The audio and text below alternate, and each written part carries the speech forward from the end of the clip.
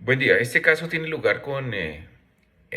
lo correspondido de que Dial y Dotin fueran señalados del asesinato de JB en su apartamento, máxime cuando el hermano del fallecido identificó a los causantes.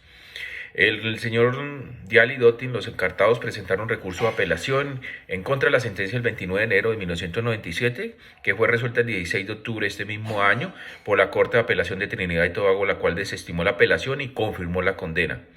Además, en fechas posteriores a la entrada a la vigencia de la denuncia de la Convención Americana, el señor Dial y Dotin pues interpusieron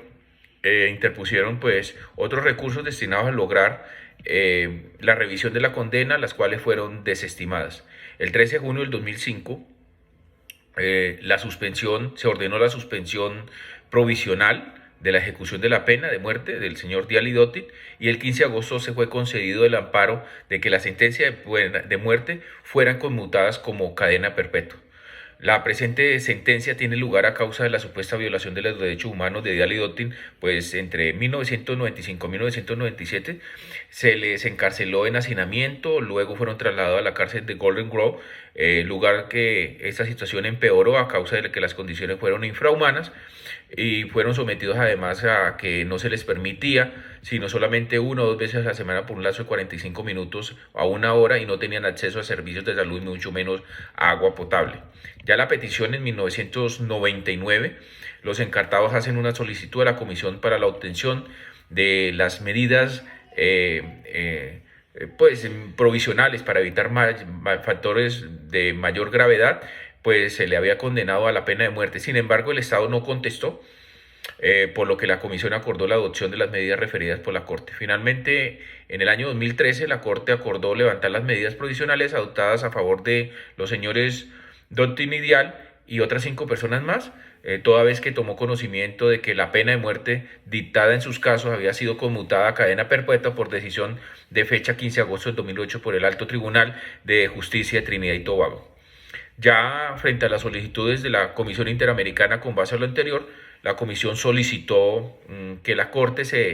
que declarara responsabilidad internacional del Estado por las mismas violaciones señaladas en el informe de fondo ocurridas el 28 de mayo de 1991 y 26 de mayo del 99. Asimismo, la Comisión solicitó a la Corte que ordenara al Estado medidas de reparación.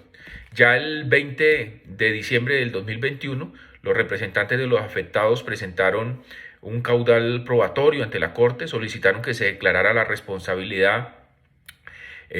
internacional del Estado por la violación de los derechos. A pesar de esto, el Estado no contestó, no respondió, por lo que la Corte decidió llevar el proceso hasta el final. Ya el 5 de septiembre del 2022, los representantes remitieron sus alegatos finales escritos y la Comisión presentó sus observaciones finales, pero otra vez el Estado no presentó sus alegatos finales escritos. Ahora bien, el caso de esta sentencia trata primero de la imposición automática de la pena de muerte a los señores Dial y Dotin, segundo con la suspensión o con las supuestas falencias en el marco de su detención y posterior proceso penal, y por último que con las condiciones de detención a las que estuvieron sometidos antes y después de la condena, la Corte evaluará todos los alegatos para verificar si el Estado protegió la vida, el debido proceso, el derecho a un juicio justo, conforme a los estándares de la Convención Americana de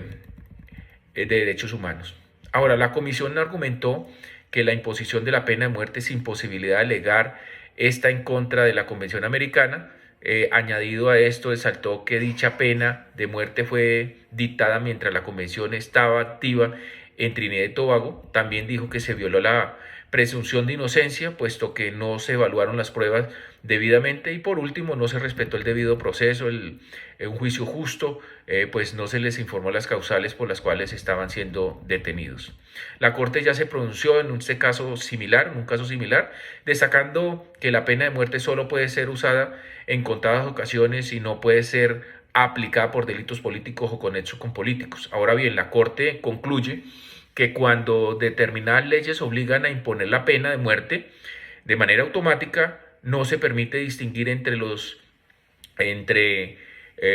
distintos niveles de gravedad a la luz de las circunstancias del caso particular, lo cual es incompatible con la limitación de la aplicación de la pena capital de los delitos más graves. Por otra parte, la Corte confirma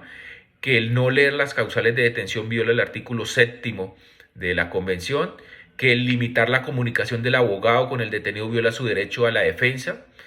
que en detrimento de los artículos 8.c, 8.2c y 8.2d de la Convención y las condiciones del encarcelamiento atentan contra la dignidad humana, incumpliendo los artículos 5.1 y 5.2. Entonces, se acude a la reparación. Esta sentencia constituye que por sí misma, en forma de reparación, el Estado debe restablecer los mecanismos y efectos a efectos de revisar la pena privativa de la libertad impuesta a los señores de Alidotin. El Estado tiene un plazo de 6 meses para publicar el resumen oficial de la sentencia elaborado por la Corte por una sola vez y el de un diario oficial en un tamaño de letra legible y adecuado, y el Estado pagará $17.000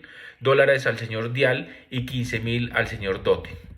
Bueno, ya los puntos resolutivos del caso, la Corte declara por unanimidad, primero, que el Estado es responsable de la violación del artículo 4.2 de la Convención Interamericana de Derechos Humanos, asimismo la violación del artículo 7.4,